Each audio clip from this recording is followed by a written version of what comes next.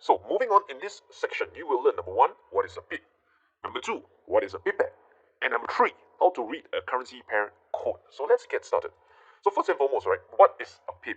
A pip stands for percentage in point. In essence, right, what it's trying to do is to measure, it's a measure, right, of a change in value in the currency pair. Don't worry, we'll get to that later.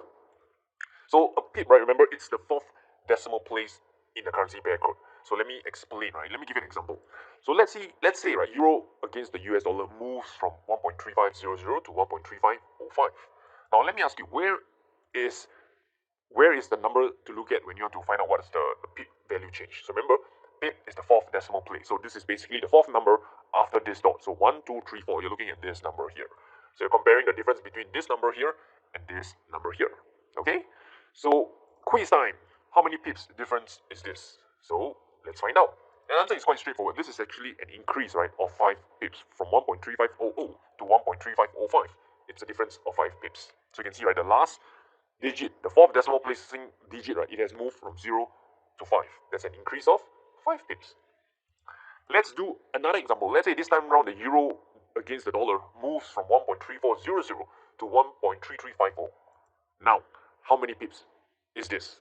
Right, let's give you 5 seconds to figure this out. 1, 2, 3, 4, 5. Okay, so the answer is a decrease of 50 pips. So in essence, right, this euro against the dollar, it has dropped 50 pips from 1.3400 to 1.3350. So a quick tip that I have for you is that if you have difficulty, using your fingers counting and stuff like that, you can just take a calculator, take this last 4 digit minus this last 4 digit, and you'll get 50. Okay, that's another way to go about it.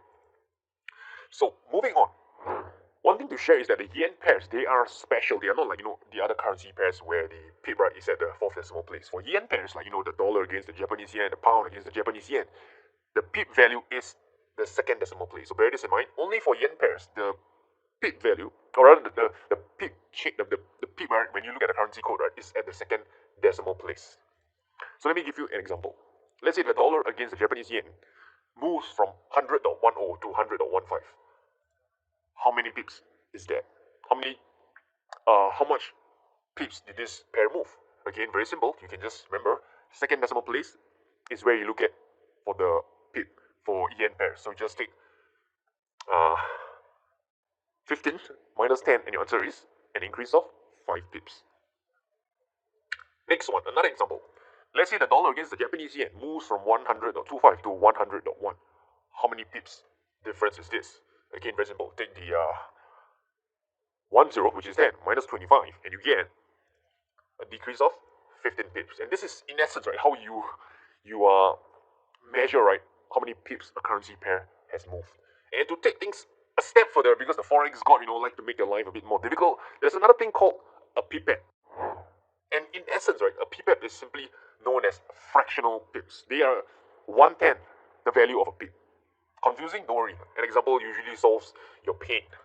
So, and one thing to bear in mind is that a pipette is the fifth decimal place. For most currency pairs, for the yen pairs, it's the third decimal place. So, an example would ease your pain. Let's say euro against the dollar moves from 1.35005, which this one here is the pipette, to 1.3505, 7. This 7 here is the pipette value. So how many pips movement is this? So again, you just do the simple math. You will realize that this is an increase of 5.2 pips. Make sense? I know it makes sense, right? So let's do a quick recap. Number one, a pip is a measure of a change in value, right, in a currency pair. It's the fourth decimal place for most currency pairs except the yen, which is the second decimal place. So if you want to be a little bit more, particular, there's something called the pipette, which is in essence 1/10 of a pip.